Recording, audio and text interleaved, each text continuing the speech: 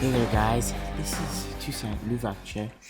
Today we'll be taking a tutorial about color grading. A lot of people have asked me about it. Um, now let's watch an original trailer from one of the famous movies called Transformers. It came out in 2014. We have seen a lot of the scenes, some pretty awesome color grading. Most of them was in the sun. So now I'm going to show you how we can change that and make it look more of a kind of dark blue look, like a dark sky, a stormy sky, something like that, in the entire trailer.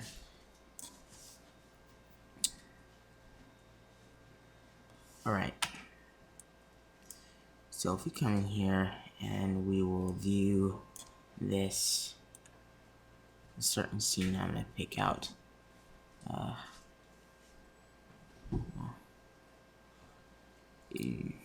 let's see which one. These scenes don't look too bad right here, so we'll just cut that like that. Cut it. If you're an experienced After Effects user, which is why you're probably watching this tutorial, then you should know all your commands. If not, then just go learn the basics on After Effects. You'll see everything on how I'm able to cut these footages together.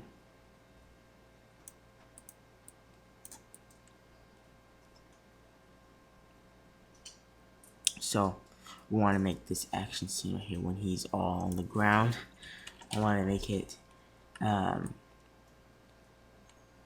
different kind of color, a different kind of look. You can easily make that happen. Let's just cut this too. Let's do that. And let's take the city building footage also. If you have watched Video Copilot's new tutorial based on destroyed city buildings, you're gonna enjoy it. Really, I enjoyed it. I enjoyed it. It was a real fun experience. And like he said again, a lot of people are gonna start adding some destroyed buildings to their films. Because before the tricks weren't known, you know.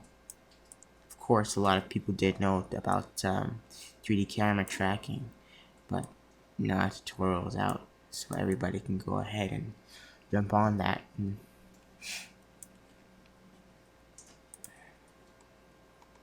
Let's go into our Tritone here. So this is what I usually start with. Okay, if I'm gonna start doing some color grading on this scene right here, all right. What's gonna have to happen now is you're gonna have to change the settings under here, okay? Because the BPC at default is 8. You want to go in there, and then you want to change the bits per channel to 32, and then linearize. Wait, you go under here. Don't click linearize yet because it's not gonna let you. You click HDTV right here, Rec 709, and then linearize working space. Once you do that, it's gonna give a default of blended colors using gamma at 1. So click OK. And now we can go ahead and edit. So here we're going to Tritone, and you're gonna see it's something black and white, right? You want to change that color. You want to play around with the VFX, the color setting panel. Once we start playing around with the VFX, then you'll start seeing some reflection coming off, because the VFX that they did already in this film, Transformers Age of Extinction, the fire and everything, you don't want to affect that too much, because if you leave the blend at 0%, then it's going to affect all of the lighting that was done in the film, and you just want to give it a little effect. You know, you don't want to We don't want to push that too high, so let's just put it up around there, 19. Now already you can see a different look in the footage already. And that's not it. What you're gonna have to do is go into your levels. Now you're gonna go push that down a little bit. It's gonna affect this part, not the back, this part. Watch, the more I do it don't do it over, you know, don't let it go over the back of the scene. Just focus on these 3 vehicles right here. That's the only levels you want to put up. If you put it up too much, eventually this is what happens, since we edited our bits per channel. So I think that looks pretty good already. And you might just put that there like that. Turn it to red now. And don't affect it too much. Just go like that. Okay. Now your levels is completed. And if I turn off my VFX, that's what it was before. And that's what it is now. That's what it was before. That's what it is now. So this is still not finished. We'll go on our curves and we'll push this down just a bit. And the red also we push down. Green. Push that up. And now you have more of a Matrix feeling. Like when you watch Matrix, what's the first thing you think about? Me, the first color grading I think about is the green look. That green look it has to the film, you know? So if you want to get more of a blue, then you can push this down also. But it's all based on what you would do, you know, what you would rather do. So let's get to color grading this lady here. So let's do that. And take that part of the footage.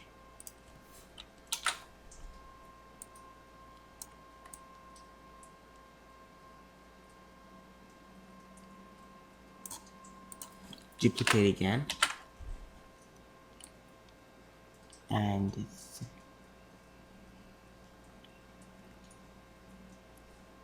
now we'll start working on this here. This one. When this one's completed, I like the way it looks. Let's go back again.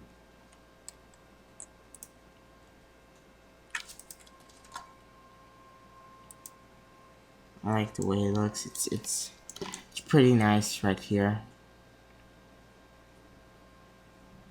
Now let's just edit her. So there's 2 tritones. I'm gonna give one a red, and we're not gonna let it affect this image too much. Just want it to have like a good feeling there, a red feeling. Coming off the lighting, you know, of her face right here. And this part, like if I turn this off, see, I want it to affect the house just a bit, not too much. And now you can go like that, edit it. Your photo filter, it always works. Usually, if you would add a photo filter, you would get some certain presets that you can use. Like let's turn off our curves, levels, and tritone. Now this is enhanced with the photo filter. You see what I mean? If you want, you can go into the preset and go to cooling filter. This one, as you know, may look like ice, snow, you know, blue. So since she's in a sunny background, that's going to be pretty hard to achieve unless you were to make paint the sky and then leave the house and her as a layer alone, but that's not what we're gonna get into today. So let's turn all our effect presets back on. There we go. And let's reset our curves.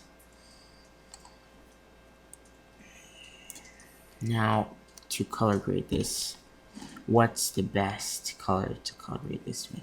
I go with green. You see, the green is easier to color grade this scene with, just based on the scene itself. Looking at the scene, the sunlight, the reflections, you have to understand when is the time to do a certain color grade on a certain footage. But you have to understand when is that time, when is it the time to go ahead and do that certain preset that you're working at. So she looks pretty good there with the curved green going up. You can add some red too, like that. And let's turn it off, and there is your difference. Darker,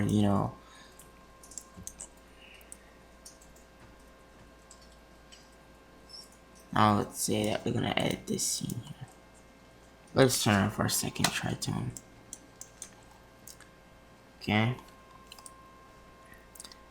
Now let's recognize this. Since we already did this one here, we just duplicated our layers here onto here. Let's now turn off the VFX. This was what the scene looked like originally before, and what we can do now with it is change the color grading to something like this. And look at the smoke there, it's yellow. Look at this right now, we turned it more of white looking, and let's say that you were gonna edit this. You wanted to make paint over this scene. Wouldn't be a complicated thing to do. Just come in like this, and let's just extend the grass. Let's do a simple maybe. Let's extend our grass just by using the masking tool. And you go ahead and you mask like this. And since you cut at the black bar there, the letterbox, since you cut right here, you're gonna want to just make sure you feather it the right way. Okay.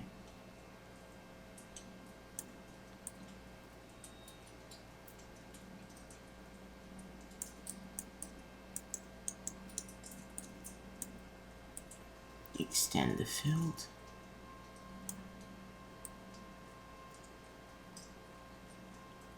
Okay. And now this house that was there before is gonna be pretty much gone.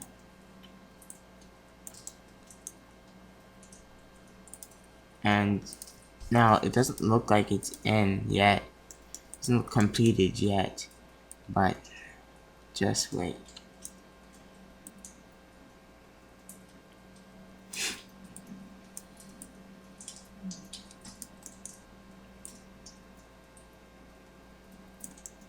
Okay. Alright, now you want to feather it by clicking F, typing F, and mask feather. You don't want to put it too high. You just want it a bit so it affects like the edges. Let's just turn off all our effects here and turn it back on. If we don't feather, like let's say I just turn this back to 0. Let me show you what's gonna happen to your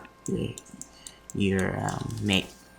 You're gonna have a very sharp edge, something that looks like this, and this is what you don't want when you're doing a make painting. When you're doing a make painting, you never want to have some kind of sharp edge towards there. You just want to have a perfect, realistic looking, smooth edge.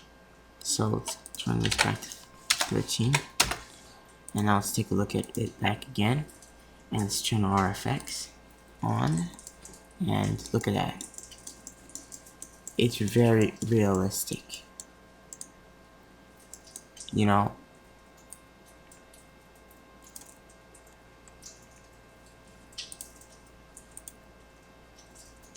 So, I'm gonna try to RAM preview this to see what it looks like.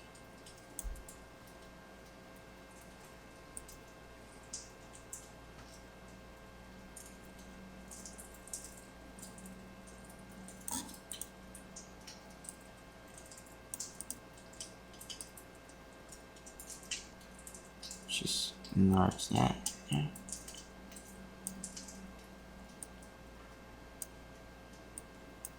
And let's do something with our letterbox. So now if I shut off my layers, you take a look at this right here alone. We're gonna go into a RAM preview so you can take a look. Just hit B and N at the ending. And let's come over here to our preview. And let's preview this. This is an alone footage. We have an alone footage of our make painting right there. This is how you'd be able to create layers. Now let's say you're working in Photoshop and you're actually doing a 3D camera track, because right in this point I had not done any 3D camera tracking. If I were to do a 3D camera track, I could basically go ahead and easily add a 3D model here. I can add one of jets in this scene, and it wouldn't take anything to do it. Not at all. You see, the 3D camera tracker works very well. You have a good scene, the camera, you have good cameras there, good camera position. And it looks like it's meant for what you're trying to do. You're not gonna have any problems generating a scene with this. It's gonna be very simple. Nothing to worry about. Basically, generating these jet scenes with a perfect sequence like this here. Let's just turn everything back on. With a perfect sequence like this right here, I can see that most of the 3D camera tracking would go towards this helicopter, the vehicles, and the grass. Some parts in the back here where the houses are, because when a 3D camera tracker works, it does look for certain places where it can land its points, its motion tracking points. So that you guys can take a look at in my next tutorial. It's gonna be out soon for 3D camera tracking. Then that one's gonna be fun because we're gonna be learning basically about how we can go and use Element 3D in a professional way, not cheap, because Element 3D isn't a cheap software. It's an incredible system. Now I have V2, which I've been excited about all day long, guys. I've been so excited about the fact I got V2. This system is incredible. I've tested it already, and I love the system. Really, I love the system. It has a comfortable layout. You can work better with your shadows. It has so much things that they updated to it that you can now go ahead and really make some professional footage in short films. If you're into the film business, you can go ahead and make some professional short films. Really, you make some great short films. So here I'm just editing Mark Wahlberg. I'm gonna change a few things.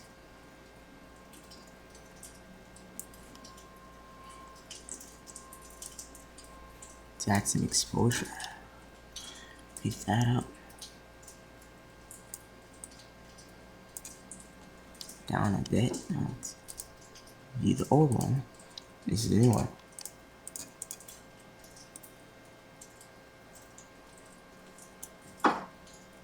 You see, remember when I was telling you earlier about how we don't want to affect our VFX that is in this footage. You don't want to affect that. So you have to know what to do with your blend with original. If you leave it as 0, this is what happens.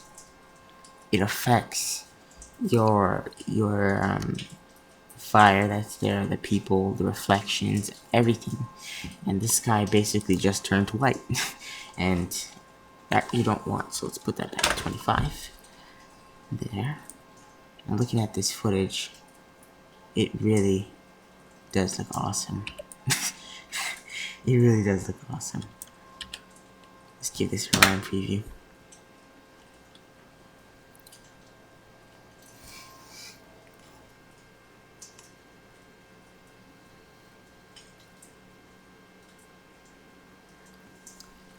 As you can see there, VFX is not affected. The people aren't affected.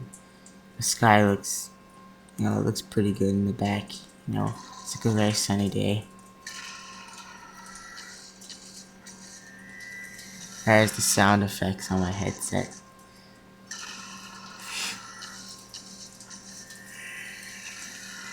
So, this is basically, guys, how you can color grade.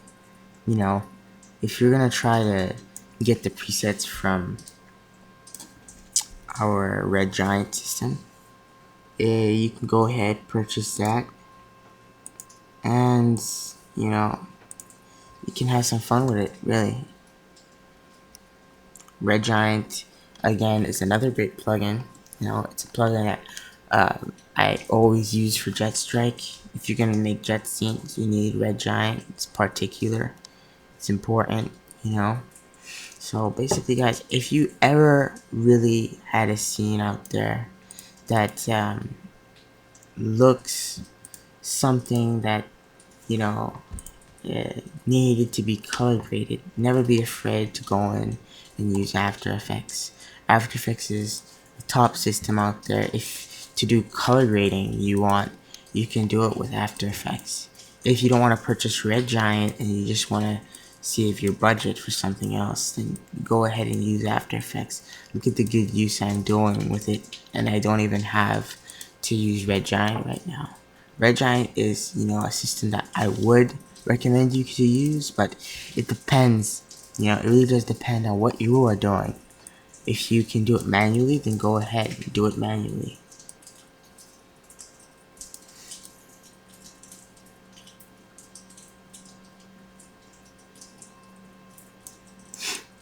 So, this is, again, important to a lot of films.